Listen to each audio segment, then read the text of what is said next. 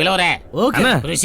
నా బండి నన్ను అవమానపరుస్తాను ఎందుకన్నా? తమ్ముడు నువ్వు ఇలా అంటావని నేను అనుకోలేదయ్యా. డీజిల్ మొత్తం కొట్టించానన్నా. నువ్వు ఇలా అంటావని కూడా నేను ఎదురు చూడలేదయ్యా. తమ్ముడు నువ్వు తలతో పొడు దిగు. నువ్వు తల ఫ్యాన్ వా? అవునన్నా, నేను కూడా బా తల ఫ్యాన్. అలాగేనా? Super super. పోదామబ్బా. ఐ లవ్ యూ తల.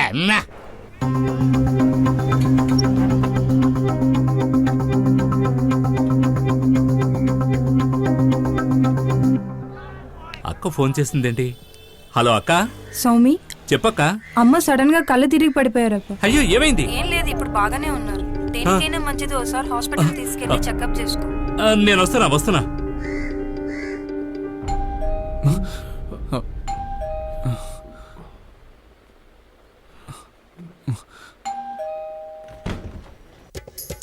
మీ రూమ్ బాత్రూమ్ లో నీళ్ళు వస్తున్నాయా? మా బాత్రూమ్ లో రాలేదండి. దానికే 5 నిమిషాలు కక్కపోవడానికి అనుమతిస్తే మిమ్మల్ని జీవితాంతం మర్చిపోనండి.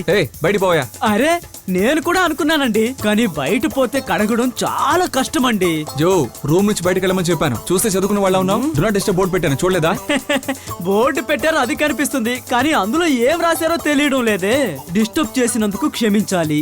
డూ నాట్ డిస్టర్బ్ అంటే ఏంటి అర్థం? కడిగి పారే సులుపు వెళ్ళెక్కడి నుంచి నేను ఇంకా బాత్రూమ్ కి వెళ్ళలేదు కదా. ప్రశాంతంగా సూసైడ్ చేసుకుని చేద్దాం అనుకుంటే బీడీ చంపేసేలా ఉన్నాడు.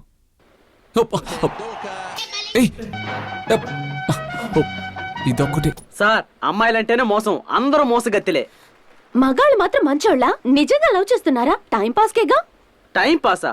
మాకా మీకా? ఓకే. ప్రేమలో బాధించబడ్డ వాళ్ళు ఆడవాళ్ళ లేక మగవాళ్ళ అనే దాని గురించి మనం మాట్లాడుకుంటున్నాం.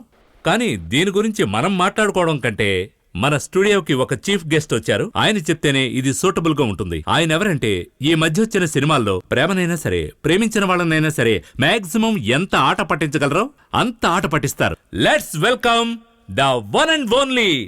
అది నేను చెప్పను, మీరే చూడండి.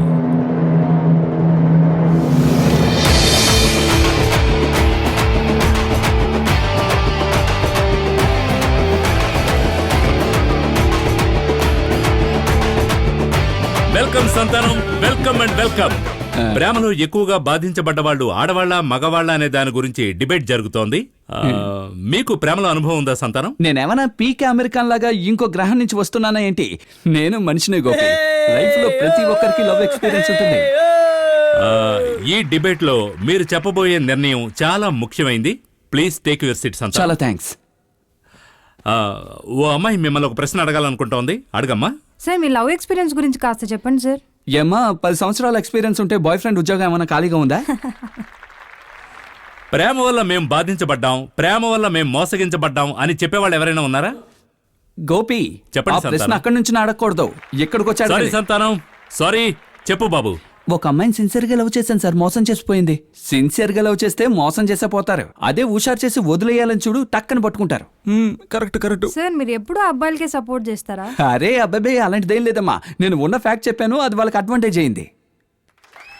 సంతానం, మామూలుగా అబ్బాయిలో ఓ సందేహం ఉంటుంది. అదేంటంటే, అమ్మాయిని మనసు అర్థం చేసుకోలేం, ఈ అమ్మాయిని మనసు అర్థం చేసుకోలేమని ఫీల్ అవుతూ ఉంటారు. దాని గురించి మీ ఒపీనియన్? అలా చెప్పే పిల్లలు ఇంకా అప్డేట్ అవ్వలేదని అనిపిస్తుంది గోపి. యాక్చువల్ గా ఇప్పుడంతా అమ్మాయిల వాట్సాప్ స్టేటస్ చూసే వాళ్ళు ఎలాంటి వాళ్ళని ఈజీగా తెలుసుకోవాలి. అలాగా? ఎలా చెప్తున్నారు? ఒక అమ్మాయి స్టేటస్ లో అవైలబుల్ అని వేసిందనుకో, తను ఎవరైనా ప్రపోజ్ చేయొచ్చని అర్థం.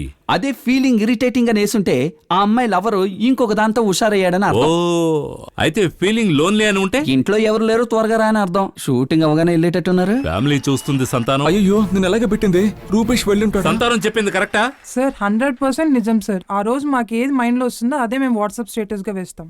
మైక్ ఆ అమ్మాయికి ఇవ్వండి. అలాంటిదే లేదు సార్. మైక్ పైన ఇవ్వండి. సార్ అదే నిజం sir. When your intelligence is hijacked by the hormone, the love is not settling in the body system. So, love failure అయినప్పుడు మీ మానసిక స్థితి ఎలా ఉంది? డోర్ లాక్ చేసి ఏడ్చండి సార్. నీ మొహం 7 మొహం లాగా ఉంది. ఆ అమ్మాయికి ఇవ్వండి.